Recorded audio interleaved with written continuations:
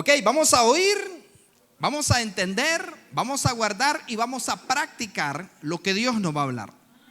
Amén. ¿Qué es lo que vamos a hacer esta noche?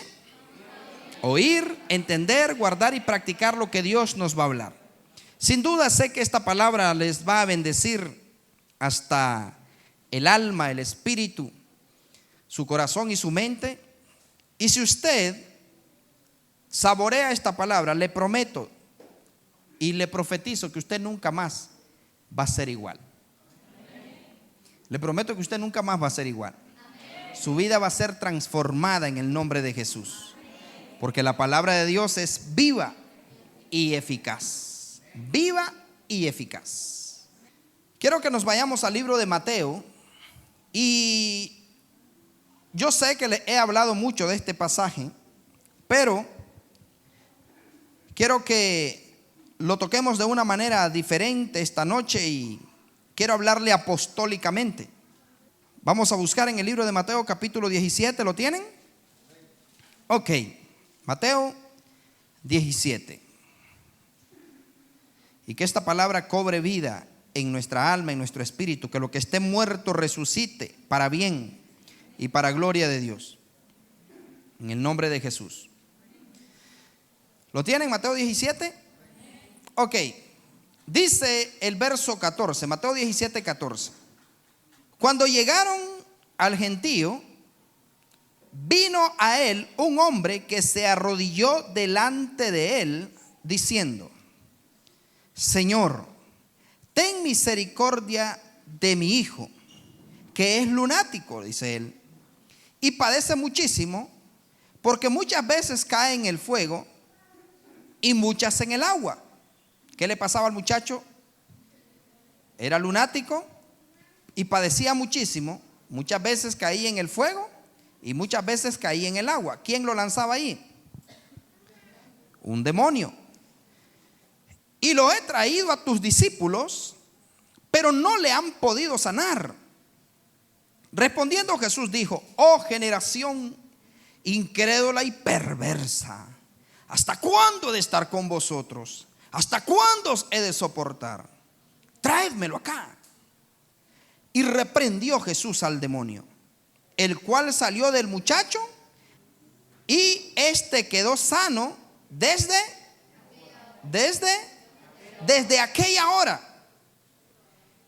Viniendo entonces los discípulos a Jesús aparte, dijeron: ¿por qué nosotros no pudimos echarlo fuera? Jesús les dijo: por vuestra poca fe.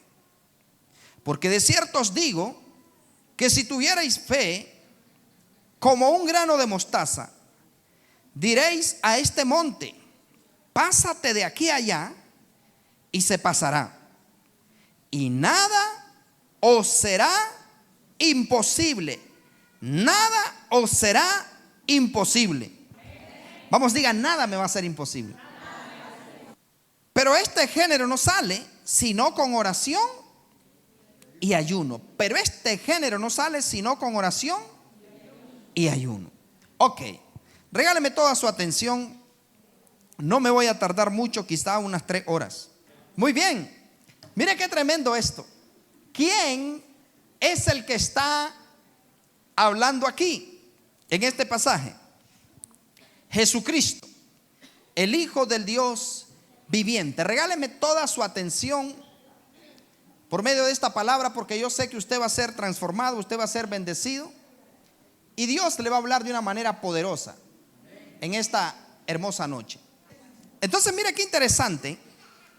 En el capítulo 17, quiero que usted esté atento a este pasaje de lo que Dios está haciendo, de lo que Dios va a hacer.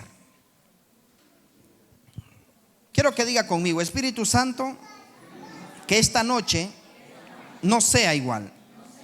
Que esta noche yo pueda de verdad oír, entender, guardar y practicar lo que Dios me va a hablar. Amén y amén. Muy bien. Jesucristo les decía en días pasados que Cuando Jesucristo vino acá a la tierra, Jesucristo era 100% hombre. Jesucristo no era Dios en la tierra. Él era un hombre de carne y hueso, que tuvo que someterse a las leyes terrenales y que tuvo que respetar las leyes terrenales, y que tenía el mismo material que usted y yo tenemos, pero que nunca pecó, nunca falló y recuperó su divinidad hasta que murió y resucitó.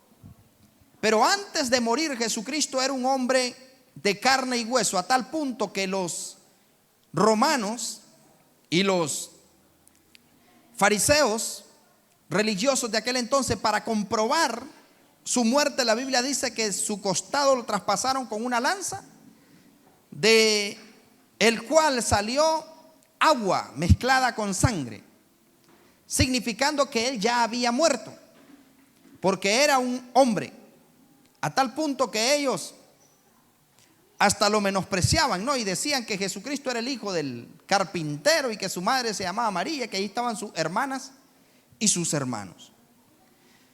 Pero quiero que observe algo importantísimo en este pasaje. Dice el verso 14: cuando llegaron al gentío, vino a él un hombre que se arrodilló delante de él, diciendo: Señor, ten misericordia de mi hijo, que es lunático y padece muchísimo, porque muchas veces cae en el fuego y muchas veces en el agua. Hay privilegios y demandas que son para los hijos exclusivas. Privilegios que son exclusivos para los hijos. Pero hay criaturas, hay esclavos y hay bastardos. Qué feo, ¿verdad? Se escucha esa palabra, bastardos. Hay hijos, hay esclavos, ¿y qué más? Y hay bastardos. Los hijos tienen derecho a la mesa del padre. Los hijos tienen derecho a sentarse a la mesa. Tienen derecho a comer del pan y a beber del vino del padre. Los hijos tienen derecho a pedir y se les dará, a buscar y hallar. Pero los esclavos no tienen derecho alguno. Y qué triste, ¿no? En la época de la esclavitud, aunque algunos seres humanos todavía son esclavos. Esclavos del miedo, esclavos del temor, esclavos de una enfermedad, esclavos de la incredulidad, esclavos de la incertidumbre. Pero ¿cómo eran los esclavos? ¿Cuáles eran los derechos de la época de los esclavos? Aunque algunos todavía son esclavos, les decía, pero en el tiempo de los esclavos, ¿cuáles eran los privilegios? Ninguno. Los esclavos tenían que someterse a los que les dijeran. Incluso hasta los marcaban como animales. Les horadaban las orejas a los esclavos y les ponían, de ahí vienen los piercing, ¿no? Y los esclavos no tenían derecho alguno. Y no es que haya sido una época bonita. Imagínense que los esclavos tenían que hacer lo que sea sin salario alguno. Y la Biblia dice claramente que el hijo permanece en casa para siempre, mas el esclavo no permanece en casa. Cuando alguien es hijo, está sujeto a corrección, está sujeto a disciplina, está sujeto a demandas, está sujeto a sacrificio, el hijo. Pero el hijo tiene derechos que no tiene el esclavo. Y los bastardos ya no se diga. Los bastardos son los ilegítimos. Y la Biblia dice: si soportáis la disciplina, Dios os trata como a hijos. Pero si no soportáis la disciplina, entonces sois, dice, bastardos y no hijos. Qué horrible, ¿no? ¿Cuántos hijos hay aquí? Muy bien. Los hijos. ¿Y cómo tienen que ser tratados los hijos?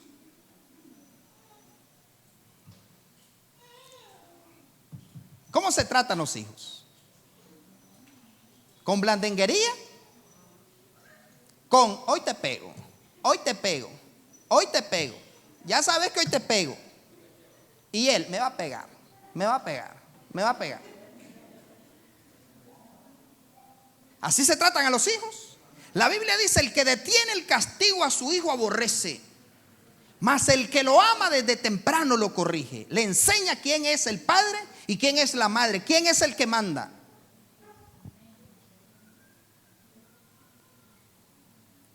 Pero ¿por qué se corrige a los hijos? Porque se aman. ¿Y qué quiere lograr un padre o una madre cuando corrige a un hijo?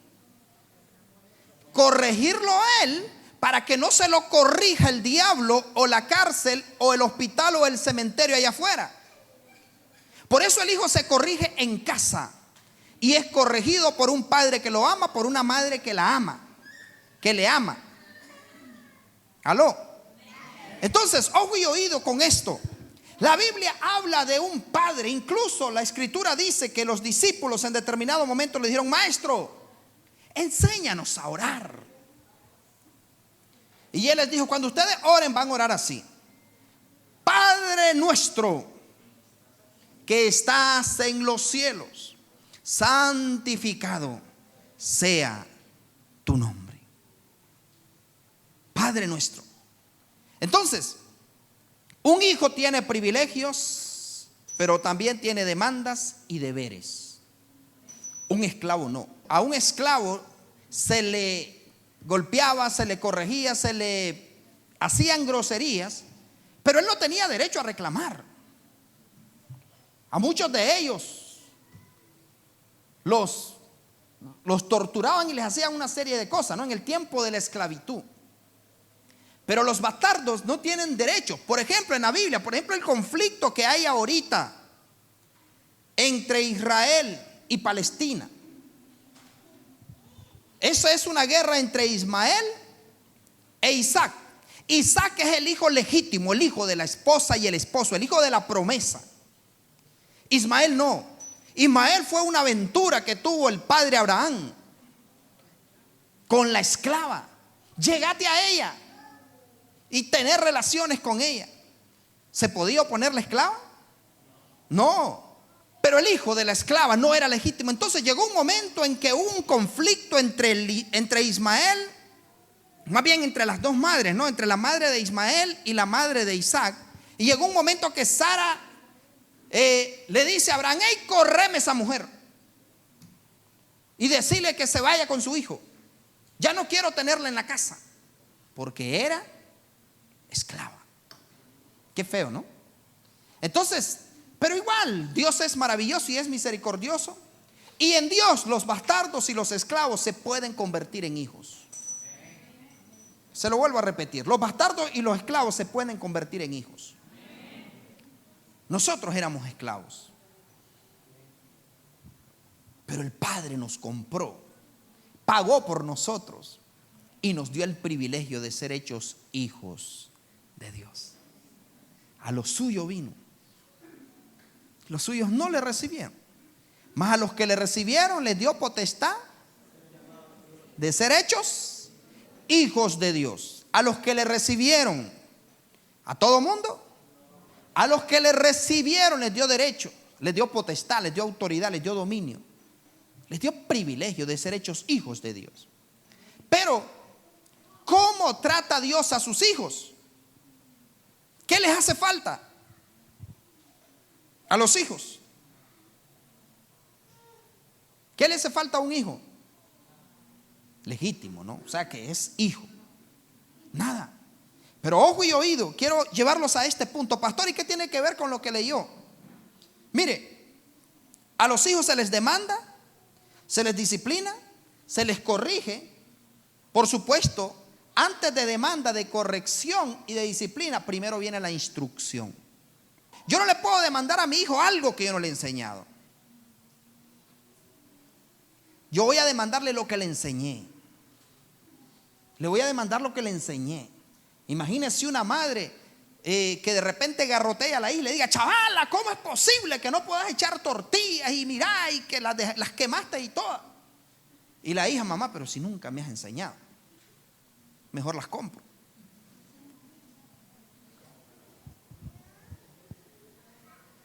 Hay una gran diferencia entre el instructor y el maestro. Hay una gran diferencia entre el instructor y el maestro. El maestro te enseña, el instructor lo hace para que tú lo veas cómo hacerlo y después lo hagas tú, o lo hace contigo. El maestro te dice cómo hacerlo. El maestro no se pone contigo, venga y vamos a aprender y mire, a ver, le copio, ya se fijó, así, no. El instructor lo hace contigo. El maestro te dice cómo usar el paracaídas, el instructor se tira contigo. Entonces, observe lo importante de esto. En esta época en que vivimos hay mucha anarquía, hay mucha sedición, mucha desobediencia, mucha rebeldía. Y por eso es que la gente no está viendo los resultados que debería de ver como hijos de Dios. No está recibiendo los privilegios que debería de recibir como hijos de Dios. ¿Alguien me está siguiendo? Muchos hijos no están recibiendo el privilegio, están como el hijo mayor. Ese vago se fue a gastar la plata con las prostitutas, se fue a emborrachar y ahora viene y qué lindo, el padre le vas a matar el becerro gordo. Y el padre le dice, hijo, ¿por qué no eres un niño normal? Tú no te podías comer un solo becerro, tú te podías comer 10 si querías, si estabas en la casa lo tenías todo. Podías hacer fiesta todos los domingos. ¿Alguien me está entendiendo? En la casa el hijo mayor lo tenía todo, era hijo. Pero él tenía sus amigos y no se le ocurrió que ahí estaban el potrero, el corral más bien, lleno de toros, de novillos. Y cuando vino el hijo, que andaba, no estaba muerto, andaba de parranda.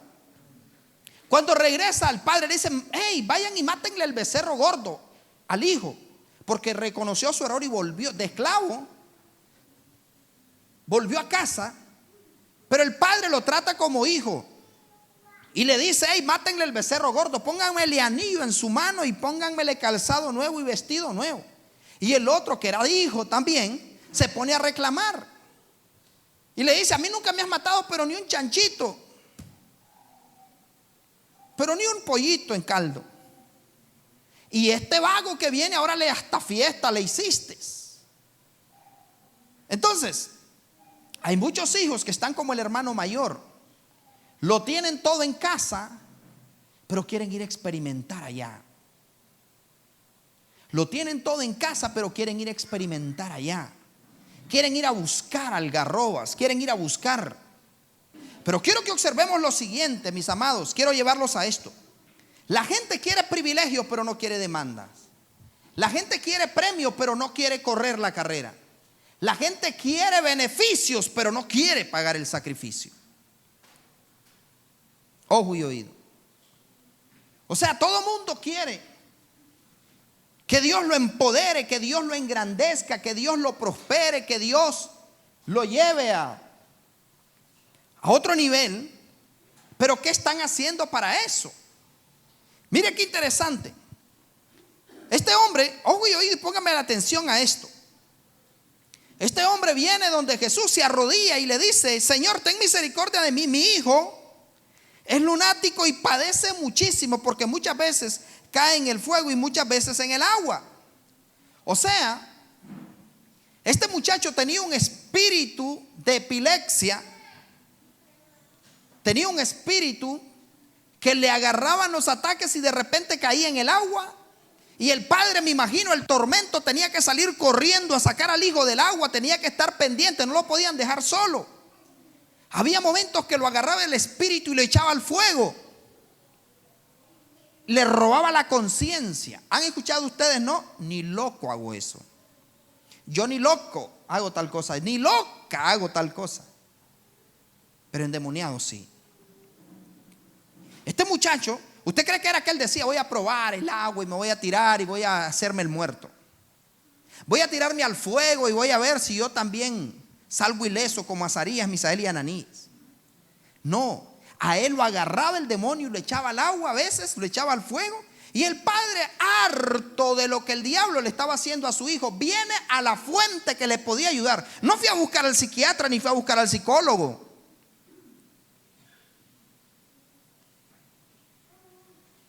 se fue a buscar a la fuente, se fue a buscar a Jesús. ¿Cuánta gente van a buscar al curandero, a Walter Mercado, que le lea la suerte y que le dé amor?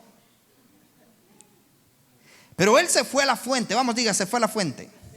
Se fue donde Jesús. Pero mire qué tremendo esto. Yo quiero que usted me siga porque aquí voy a empezar. Esa era la introducción lo que estaba haciendo. Mire qué tremendo.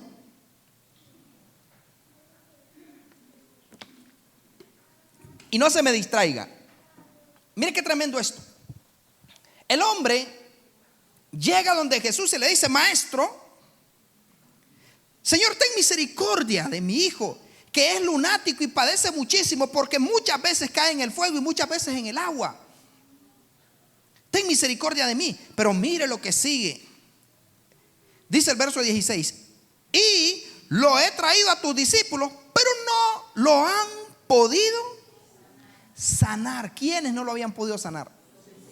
¿De quién? De Jesús. Lo he traído a tus discípulos y no lo han podido sanar. Se lo traje a Pedro, se lo traje a Mateo, a los 12. Y los 12 hicieron el casting y el cuadro, y ninguno lo pudo echar. Y él mira que no lo pudieron echar los discípulos. Pero viene él y le dice, antes de pedirle a Jesús, o más bien después que le pide a Jesús misericordia y todo, le dice: mira, lo traje a tus discípulos, pero no lo pudieron echar. Y mire la reacción del maestro.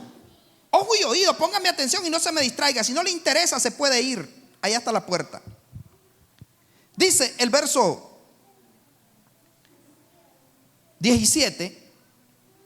¿Qué le dijeron? ¿Qué le dijo el hombre de los discípulos? Ellos no lo han podido sanar. Mire la reacción del maestro en el verso 17. Respondiendo Jesús dijo: oh generación incrédula y perversa, ¿hasta cuándo he de estar con vosotros? ¿Hasta cuándo os he de soportar? Traédmelo acá. ¿Será que Jesús dijo, oh, como declamando, oh generación incrédula y perversa, ¿hasta cuándo he de estar? ¿Será que Jesús dijo eso? ¿Qué le pasó a Jesús? Se molestó. Jesús estaba, yo no sé qué estaría haciendo. A lo mejor Jesucristo estaba sentado y a lo mejor estaba leyendo la Torá y leyendo algo. Y llegan y sacuden a Jesús y le dicen: hey maestro, ten misericordia de mí, mi hijo es gravemente atormentado. Mi hijo lo agarra un demonio y todo. Y Jesucristo hasta allí lo deja hablar. Ojo y oído. Y lo he traído a tus discípulos y no lo han podido sanar. Y Jesús en ese momento se molestó con el hombre que estaba fregando, con sus discípulos. Se molestó. ¿Por qué? Mire qué tremendo. Jesús le dice: oh generación. Yo no sé qué grito pegó el maestro, pero Jesucristo hablaba como quien tiene autoridad. Jesucristo hablaba con autoridad y no era que gritaba por gritar. Jesús no era de los que ahora reciba. No.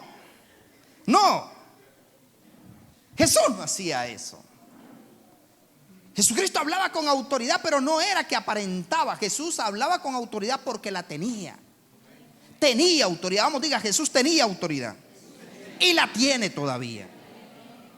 Pero él se molesta y ojo y oído, ¿cómo se deben de haber quedado los discípulos en ese momento? Y estoy seguro que Jesús no miró al hombre. Jesús no miró a la multitud que estaba allá a la expectativa. Jesús miró a los 12. Y fue la multitud.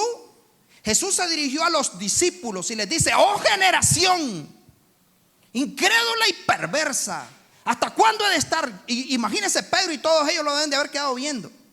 ¿Hasta cuándo he de estar con ustedes? ¿Hasta cuándo lo he de soportar? Tráiganmelo. Y por milecientísima no sé qué cantidad de veces les voy a volver a demostrar y a enseñarles. O sea, Jesús se indigna y se molesta porque Él ya les había enseñado. Jesús ya les había enseñado. Que alguien te demande a ti lo que no te ha enseñado es un loco.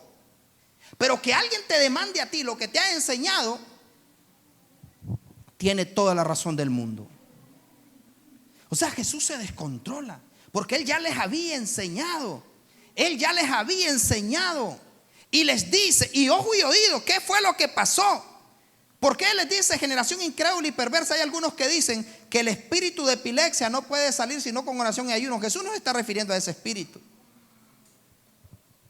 Jesús se está refiriendo a la incredulidad, al espíritu de incredulidad.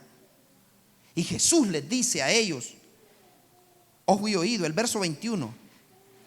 Bueno, primero les dice en el verso 20, Jesús les dijo, por vuestra poca fe, porque de cierto os digo que si tuvierais fe como un grano de mostaza, diréis a este monte, pásate de aquí a allá, y se pasará y nada os será imposible. Pero este género no sale sino con oración y ayuno. ¿Qué les está diciendo Jesús a los 12 muchachos? Ustedes no están orando ni están ayunando, chuletas.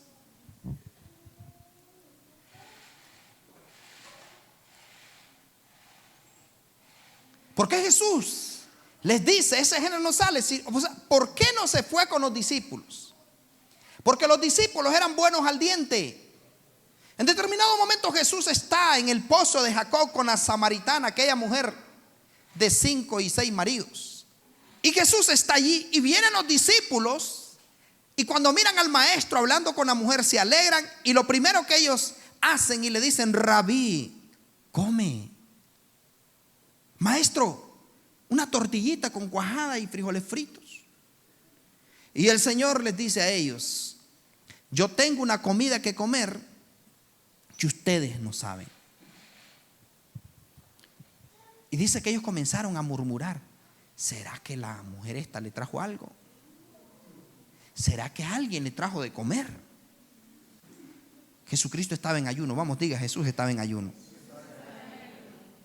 Jesús sabía que el ayuno era para desatar ligaduras de impiedad, romper las cargas de opresión, desatar las ligaduras de impiedad, soltar las cargas de opresión y romper todo yugo. Jesús sabía que el ayuno era un arma poderosa.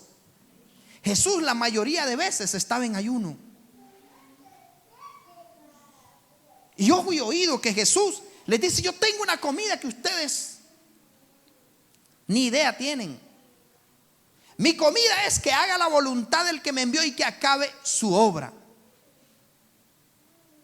¿No dicen ustedes que ya los campos están blancos y que es el tiempo de la siega? O sea, los discípulos tenían problema con el ayuno. Tenían problema con la oración. Y Él les dice, si ustedes quieren hacer lo que yo hago, tienen que ayunar y tienen que orar. Tienen que hacer lo que les estoy enseñando. Tienen que ayunar y tienen que orar. Pero ustedes, les dijo Jesús en otras palabras, ¿no? Ustedes no están ayunando ni están orando. Por eso cada día más se están volviendo incrédulos. Más carne que otra cosa. Ustedes no están ayunando ni están orando. ¿Cómo van a echar fuera demonios? ¿Cómo van a sanar? ¡Qué vergüenza! ¿Cómo es posible que delante de esa multitud ese hombre haya venido a buscarme a mí? ¿Y ustedes para qué los tengo? ¿No les he enseñado a ayunar y a orar?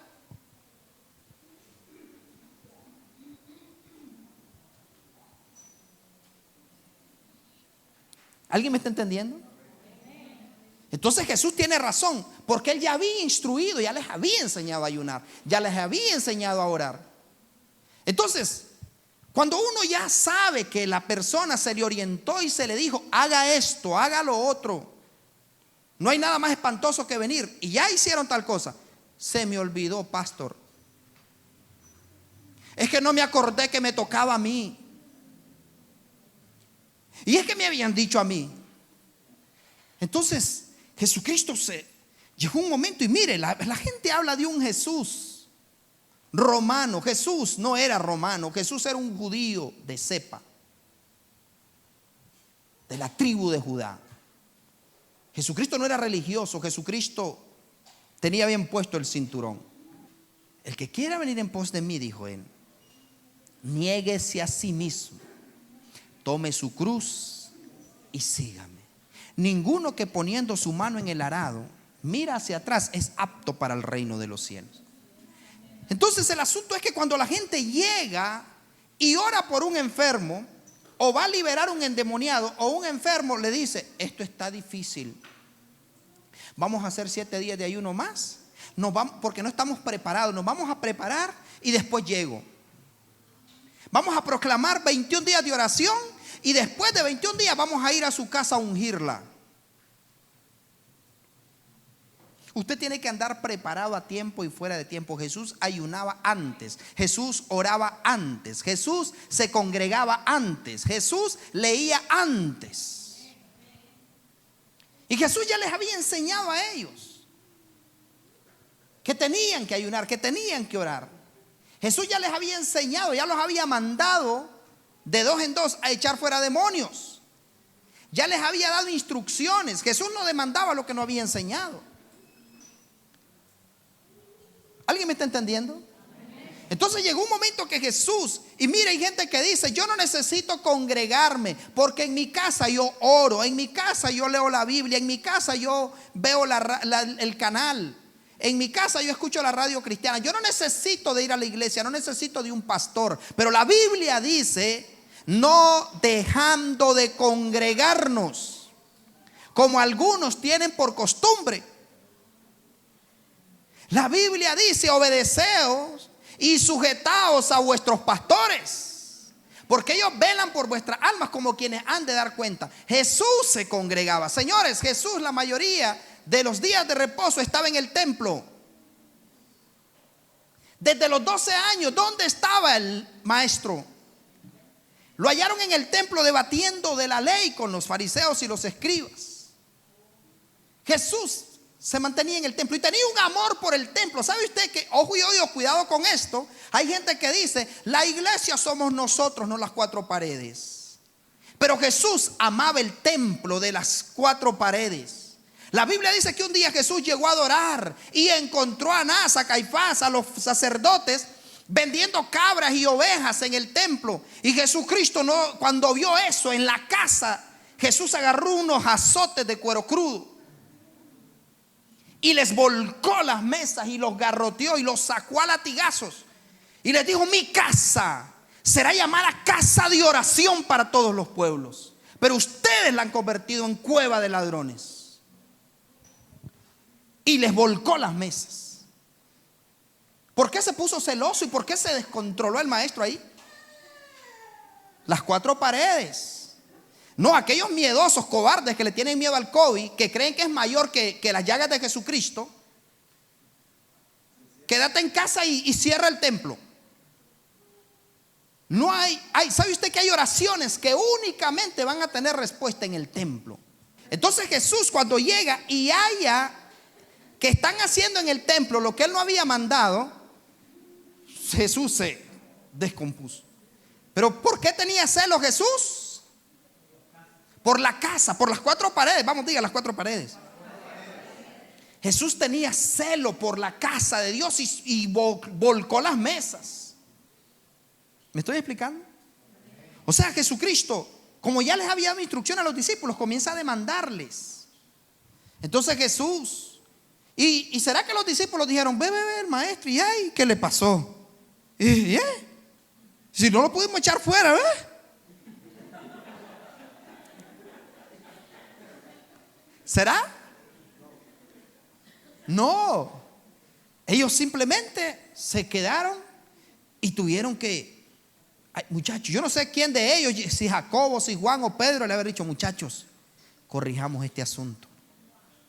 Preguntémosle al maestro: maestro, y yo no sé si con miedo o con respeto, ¿no? Bueno, no con miedo. La autoridad no es imponer miedo, la autoridad es imponer respeto. Bueno, establecerlo. Maestro, ¿por qué nosotros no pudimos?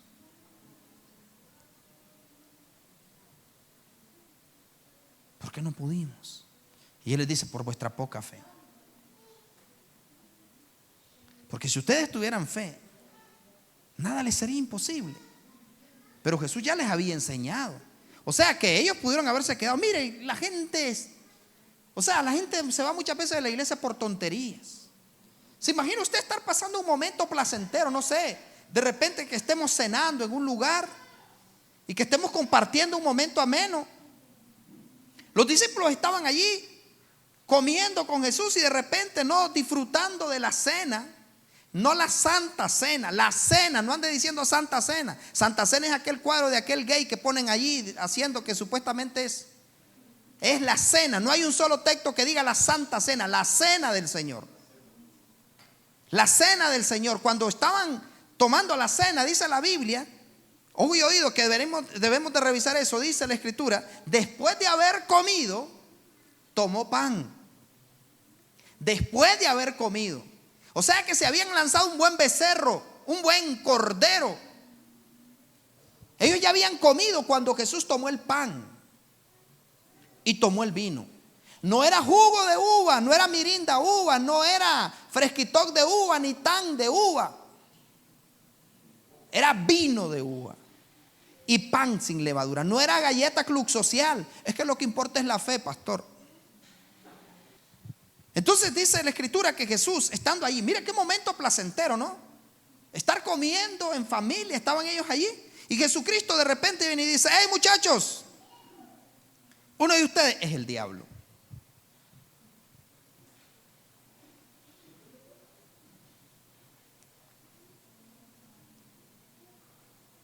Les haría daño la comida. Y comenzó el espíritu de sospecha.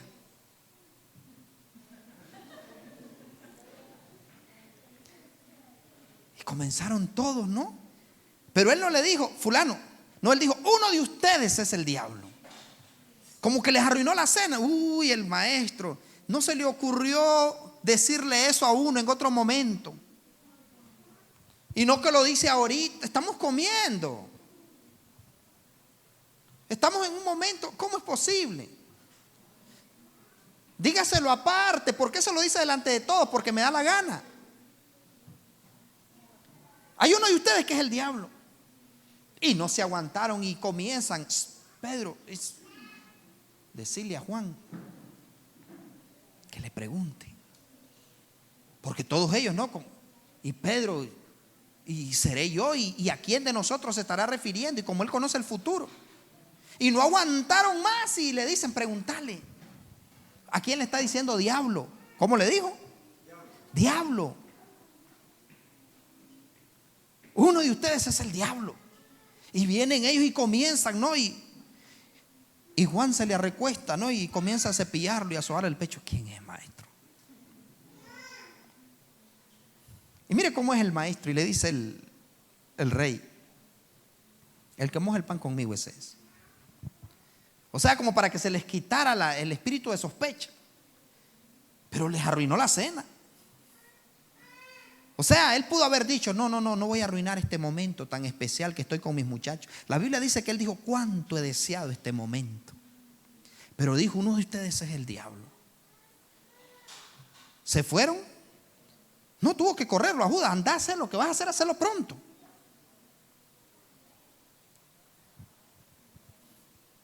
Pero el hijo permanece. No me gustó cómo habló el pastor. De puro gusto.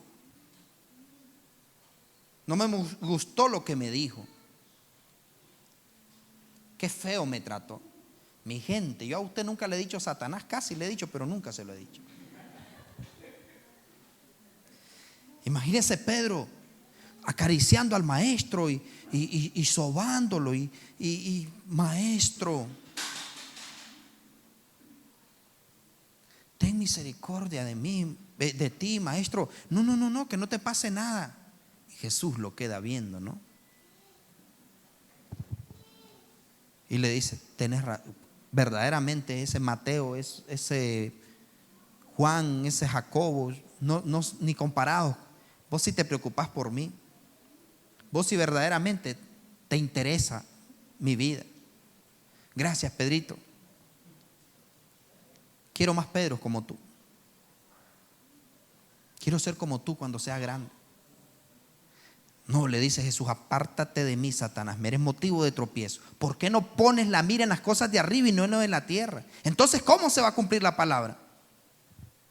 Amén, maestro. Problema tuyo. ¿Y Pedro se fue? No. Y yo no sé si los apóstoles quedaron viendo y han dicho, uy, qué feo le habló a Pedro. Y dicen que le dijo Satanás a Pedro. ¿Quién? El maestro. No creo. Pregúntale.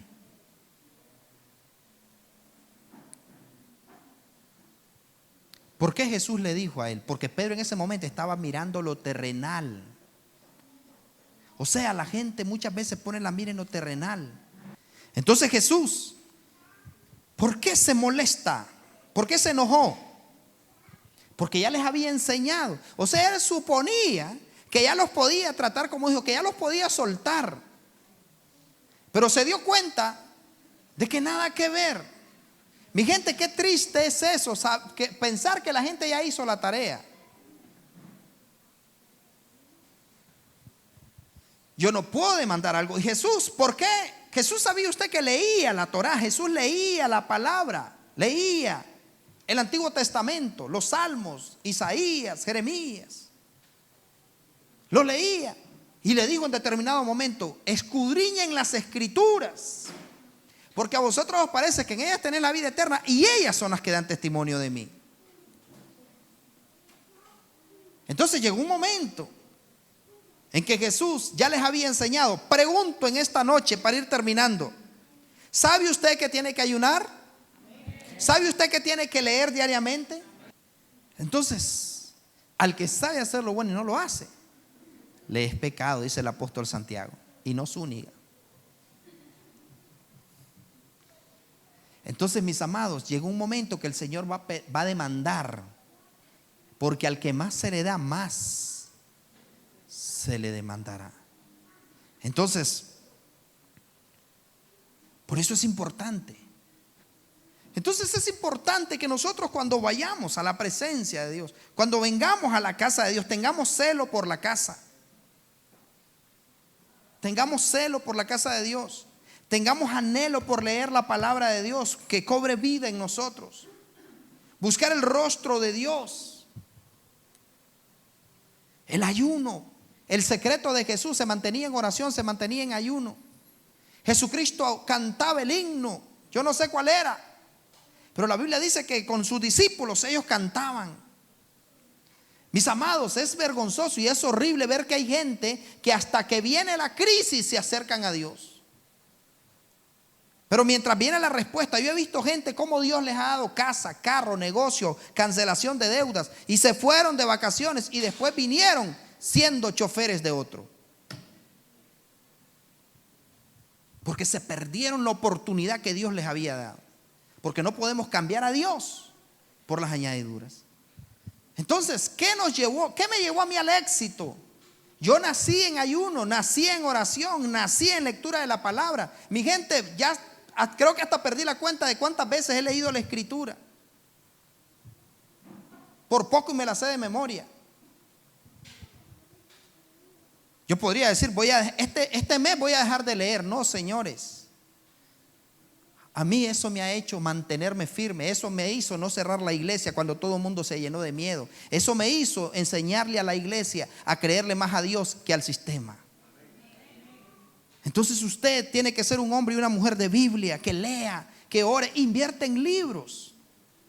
Compre libros de cosas y qué serán los dones del Espíritu Santo y no quedó conforme con lo que se le enseñó. Entonces, instrúyase.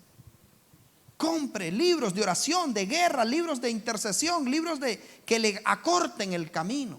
Pablo por eso era diferente a todos los apóstoles, porque Pablo no solo leía la Torá, Pablo también leía sobre culturas. Señores, llegó un momento que Pablo llegó a Éfeso y llegó a uno de los lugares, creo que fue a Tesalónica, y Pablo dice que vio un montón de altares, de imágenes, de estatuas. Y comenzó a ver, y Pablo dice que comenzó, y él le dijo, veo que ustedes son muy religiosos. Y aún, dice, vi entre sus altares a un letrero que dice al Dios no conocido. De ese Dios es que yo les vengo a hablar. Y Pablo se montó en el asunto y hasta conoció a los poetas de ese lugar y le dijo, algunos de sus poetas dijeron tal y tal cosa. Pablo se instruía. ¿Estamos listos para ganarnos un ateo que no cree en la Biblia? ¿Estamos listos para ganarnos a un científico? ¿Estamos listos que de repente venga y no sé a quién le decía un día de esto? A Angel creo que era, y creo que fue ayer. Veníamos y le digo a Angel, cuando yo veo a Luis Toro, me da cosa ver las estupideces que le dice a la gente y cómo le creen. Y le decía a él, ojalá que cuando viniera Estelí hiciera un debate conmigo. Pero si viniera el cura fulano de tal y de repente le dijera, hey Jorge, hey Lesbia, quiero que con tu Biblia y con mi Biblia miremos cuál es la verdadera iglesia.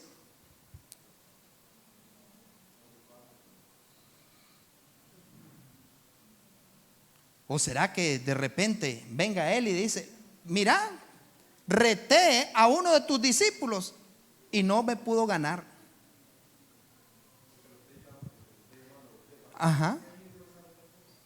Sí, mis amados, necesitamos hacer la tarea.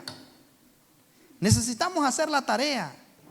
Romanos 13, regálenos ese último texto, Owell. Romanos 13. Romanos 13, vea lo que dice. Romanos capítulo 13 dice lo siguiente. ¿Usted no quiere que le llamen la atención? ¿Usted no quiere que le jalen la chaqueta? Vea lo que dice el verso 2, por favor, Owell. Verso 3. Porque los magistrados no están para infundir temor al que hace el bien, sino al malo. ¿Quieres pues no temer autoridad? Haz lo bueno y tendrás alabanza de ella. Porque los magistrados no están ¿para qué? Para infundir temor al que hace el bien, sino al malo. ¿Quieres pues no temer la autoridad? Haz lo bueno y tendrás ¿qué? Alabanza de ella. ¿Cuánta gente, esos ladrones de los policías me quitaron la moto? No andabas casco, sinvergüenza. No, que esos policías son unos sinvergüenza. Me multaron de pura onda solo porque... No, ellos no. Si ellos te multan con tu seguro, con tu casco y andas todo en regla, puedes protestar. Pero si tú sabes que andas ilegal, ¿por qué les dices ladrones?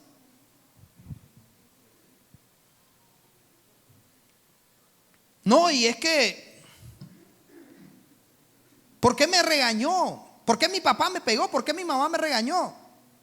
Y desahogándome y hasta con mentiras. No decir la verdad, es que me porté mal, es que los traicioné, es que los engañé, es que les mentí, es que me robé el vuelto, es que me dio para esto y lo gasté en otra cosa. Entonces mire qué interesante, dice, ¿quieres alabanza de ella? Les pregunto, ¿los he felicitado alguna vez yo a ustedes? Por supuesto, los felicito, muchachos, buen trabajo, eso estuvo maravilloso. Excelente, pero también les he dicho, hey, tengan más cuidado, ¿cómo es posible que tal cosa? Entonces, ¿cómo yo voy a felicitarlo cuando usted lo hace bien? Sería una locura que usted haciéndolo bien, pero eso sí, yo siempre les digo, lo podemos hacer mejor. Así que quiere la alabanza de Dios a través de mi boca, haga bien las cosas.